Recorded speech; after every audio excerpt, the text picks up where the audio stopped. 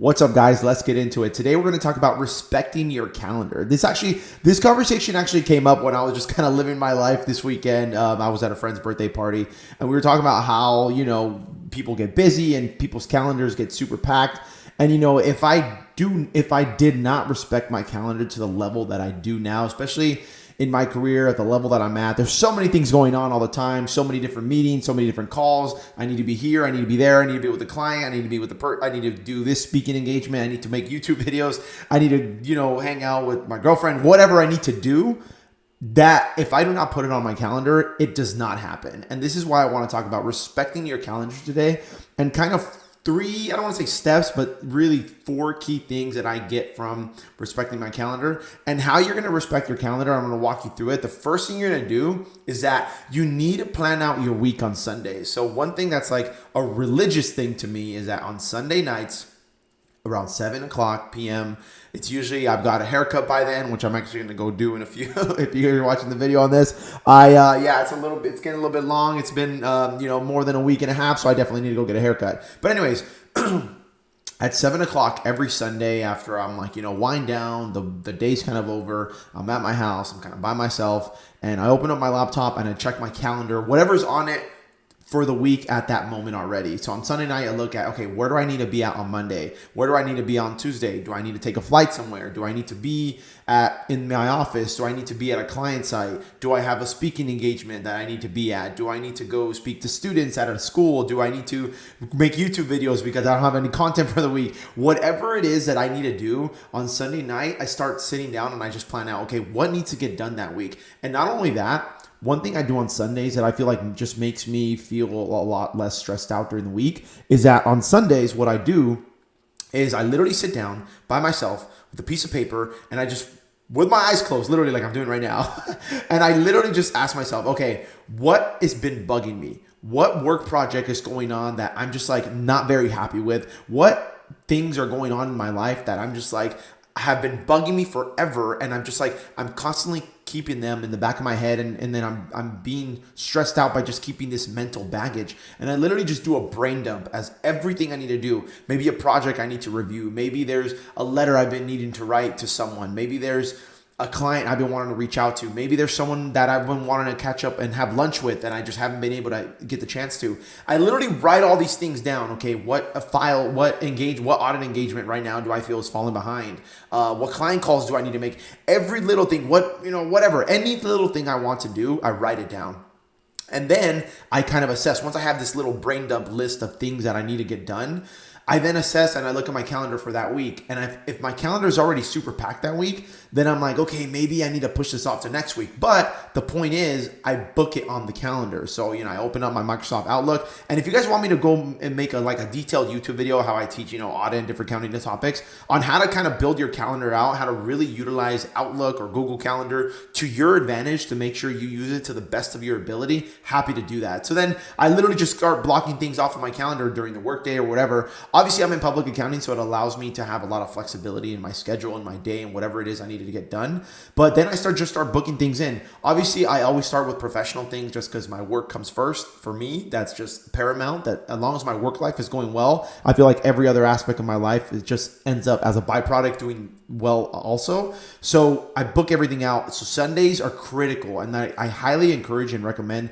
each and every one of you on Sunday nights. Maybe your calendar is not that packed, maybe it is, whatever the case may be, but you start just doing a mental brain dump and start scheduling your days out. Hey, I have work or school from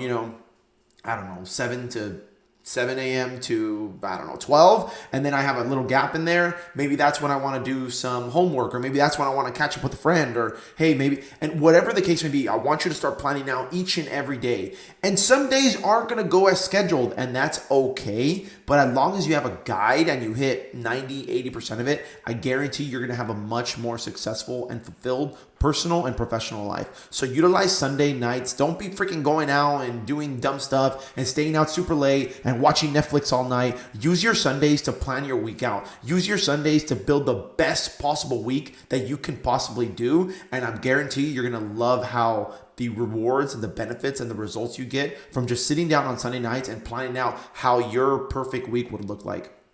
The second thing you need to do is use your calendar to guide your life. Now that you know you've planned out your week on Sunday, now every single day is kind of semi-planned out, scheduled out for you, and do your best to stick to it. Obviously, this is not a prison. It's not like, oh my gosh, I have to do it. But there's so many times in your personal and professional life where you plan for certain things and it comes up on your calendar and then you're like, well, maybe I'll do it later, or maybe I can set it off till tomorrow. Have more respect for yourself and your calendar and your word, because the more you let go of the things that you yourself set out for, the more you start you start disrespecting yourself. And if you don't respect yourself, how are you going to be able to respect other people? How are you going to build meaningful, deep relationships with your clients, with your friends, with your girlfriends, with your boyfriend, whatever the case may be?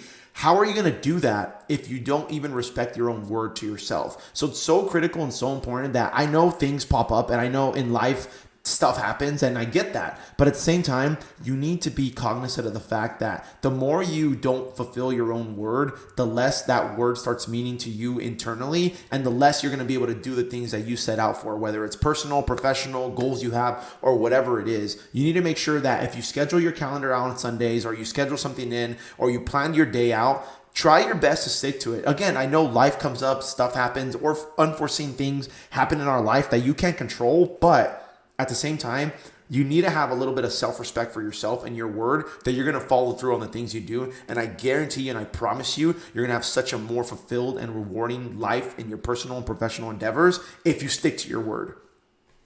Okay, so the third thing why I think having and respecting your calendar is such an important thing, and I'm going to drink some coffee here.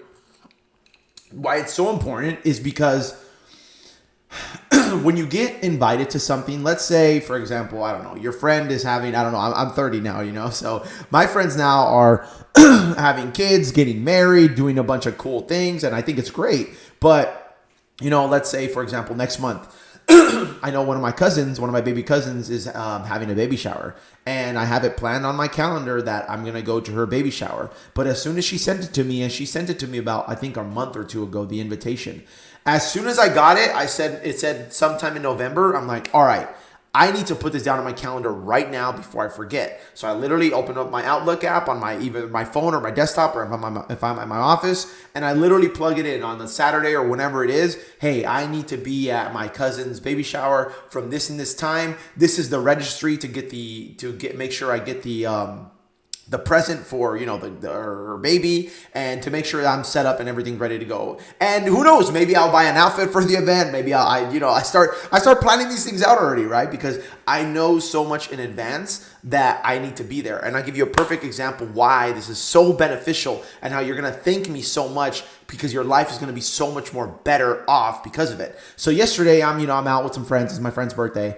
And, I got invited to do something, right? And they're like, oh, yeah, we're going to be going, mid-November or November, some exact date, right? And then I'm like, I pull out my phone. I'm like, hey, and before I said, oh, yeah, man, I'm so down. Let me go. I'm like so excited to go with you guys. I literally was like, you know what? Give me a second. And I pull out my phone, and they're kind of looking at me with this strange look like, what the hell is this guy pulling out his phone for? And I literally looked at my calendar that day. I'm like, oh, what day are we going? Oh, the, 16th of November or whatever. I look at it. I'm like, hey, you know what? Unfortunately, I already have commitments that day. I'd love to go with you guys, but I can't make it. And although they were like, oh man, we're bummed out, but hey, maybe next time. Instead of me saying, oh yeah, guys, I'm going to be there. It's going to be a great time. We're going to rage. It's going to be awesome. And then the day comes, or a week before comes, and then all of a sudden they're like, hey, by the way, we have to get tickets, or we have to buy this, or we're all planning to meet at this place. We're looking forward to seeing you. And then I'm the bearer of bad news, and I'm like, oh, you know what? You see, I have this thing this weekend. I can't go. Now they're a little more upset because maybe they planned on me being there. Maybe I'm a critical part of the event. Maybe I'm not. Who knows? But you're gonna let a lot of people down if you are not meticulous about your calendar. Especially if you're watching this channel and you watch my videos. I already know that you're a professional. You're on your way. Maybe you're even a student right now, but you're in the mindset of you want to get shit done and you want to move forward with your life, and you're always going to constantly have things to do and things going on, and whether personal or professional. So you need to make sure that you plan your calendar out. And by doing that, again, people are going to respect your time more, and they're going to respect the fact that, hey, you know what? Although Bryan would love to go with us on this day to this event, but you know what? He has prior commitments, and I understand that. So that was able to save me from being able to commit to something, or double booking myself, or doing something that maybe I'd be resentful towards because I'm like super crammed. And the best quote I ever heard is, don't let your mouth overload your back. And the best thing I've been able to do is, before I say yes to anything, whether it's personal or professional, whether it's a job whether it's a new client they want me to work on, whether it's, I don't know, going and doing a speaking engagement at a school, before I say yes to anything, before I even say like, oh yeah, I'd love to, I literally am like, you know what, give me a second. I don't know right now, but let me get back to you. And I check my calendar. I'm like, all right, do I have anything going on that day? Maybe I don't have something going on that day, but maybe I'm planning to use that day to get caught up with other things. Or maybe, hey, I was planning to go do this. Or hey, maybe I'm super free that day and I'd love to. Bam, I put it on the calendar. Hey, I'm going to be there. I'd love to go. So little things like that are what have helped me have a more fulfilling personal and professional life. And also I've been able to cultivate and really foster and nurture the personal relationships I have, because I typically don't let a lot of people down when it comes to making it to certain things or being at their, events, because I never double book myself. And I always make sure that if I am saying I'm going to be able to go, I'm going to be able to go. And the last thing that I want you to know why you need to respect your calendar, you're going to be so much more happier in the long run. The only reason I'm very, very good at certain things now is because I was an absolute terrible person at doing these things before. My first maybe 2 years in public accounting, I was the worst. I even had a bad reputation, and it really sucks that my reputation got tarnished like this, because I would always say yes to everything, but then something would always end up lacking, whether it was in my instance, it always ended up being my personal relationships. There's certain things that maybe even during busy season, I plan to say, hey, yeah, I can totally go, even knowing in the back of my head that, during this time, January through May, I'm very, very, very busy. It is what it is. It's part of the business that I'm in.